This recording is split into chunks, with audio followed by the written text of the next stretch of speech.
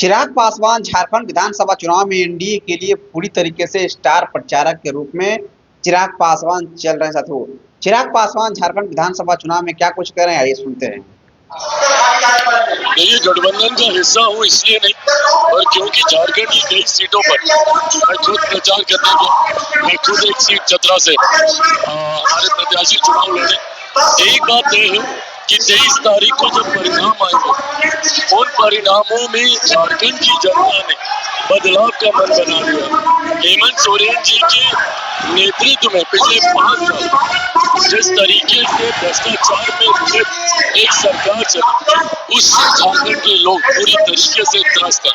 और अब प्रधानमंत्री जी के सोच वाली सरकार 23 तारीख को बनने जा रही है। बीजेपी बांग्लादेशी घुसपैठिए के मुद्दे पे चुनाव लड़ रही है। बटेंगे तो कटेंगे, एक है सेफ है का नारा दिया जा रहा है। महागठबंधन कर रहा है कि जनता के मुद्दों पर बीजेपी का ध्यान है। भाई, जनता के मुद्दों पर ही ध्यान है, इसीलिए केंद्र में तीसरी बार एनडीए की सरकार आई। हरियाणा में जहाँ एक तरफा माहौल कांग्रेस के पक्ष में दिखाया जा रहा था, वहाँ पे हम लोग की सरकार आई। और अब झारखंड में भी और महाराष्ट्र में भी हम लोग की सरकार बनने जा रही है। एक है तो सेफ है, क्या ये जनता का मुद्दा नहीं है? कब तक कांग्रेस और इंडिया अलायंस के लोग जात पात धर्म मजहब के नाम पर हम लोग को बांट कर अपनी राजनीति साधते रहेंगे? जरूरी है एकता के साथ, और ये तो बचपन से हमें सिखाया जाता था ना, यूनिटी इन डाइवर्सिटी। उस ताकत को पूरी तरीके से, और घुसपैठियों को कतई बर्दाश्त नहीं किया जाएगा जो असामाजिक तत्वों को बढ़ावा देते हैं। खड़गे कह रहे हैं, उन्होंने तुलना की है जहरीले सांप से आरएसएस बीजेपी की, कह रहे हैं जहरीले सांप को मार देना चाहिए। राष्ट्रीय अध्यक्ष ऐसा बयान देना चाहिए। ये लोग आदी हो गए हैं, कभी मौत का सौदागर, कभी नीच, क्या क्या निजी मर्यादा खोते हुए बयान हमारे प्रधानमंत्री जी के लिए नहीं दिए गए।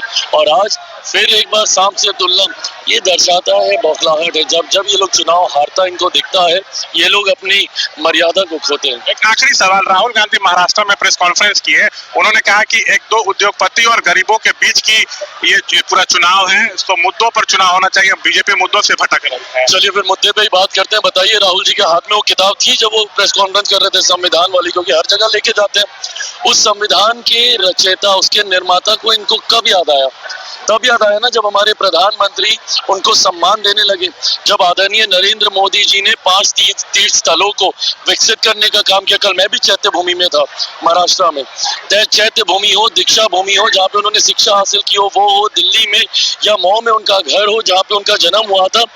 हमारे प्रधानमंत्री जी से ये प्रतिस्पर्धा था कि ये क्यों बाबा साहेब के नाम को इतना आगे लेकर जा रहे हैं, जबकि हकीकत है कांग्रेस की सरकार होने के बावजूद, निरंतरता में इनके प्रधानमंत्री होने के बावजूद 89 तक, जब तक वीपी सिंह जी की सरकार नहीं बनी, जिसका समर्थन भाजपा कर रहे थे, जिस सरकार में मेरे नेता, मेरे पिता आदरणीय रामविलास पासवान जी श्रम एवं कल्याण मंत्री थे, उस वक्त पहली तस्वीर बाबा साहेब की भारत की संसद में लगी। आज कोई कल्पना कर सकता है कि संविधान के रचयिता उनकी तस्वीर नहीं, जबकि कांग्रेस पार्टी के नेताओं की, और बल्कि एक परिवार के 3-3 सदस्यों की तस्वीरें सेंट्रल हॉल में लगी हुई थी। ये सम्मान करते हैं संविधान का। ये लोग बात करेंगे संविधान की, जिन्होंने सही मायनों में सन 75 में आपातकाल लगाकर संविधान की हत्या करने का काम किया। लोकसभा के वक्त बोलते थे ना कि आरक्षण खत्म हो जाएगा, संविधान की हत्या 5.5 महीने हो गए। पूछिए इनसे किसका आरक्षण छीना गया, कौन से संविधान की हत्या की गई? झूठ बोलकर, लोगों को डराकर उनका वोट हासिल करने की नीति ही कांग्रेस की नीति बन गई है। तो आपने सुना है किस तरीके चिराग पासवान ने बताया कि झूठ बोलना ही कांग्रेस की नीति बन गई है। तो भी कहते हैं, मैं अक्षय पासवान, जय हिंद, जय बिहार।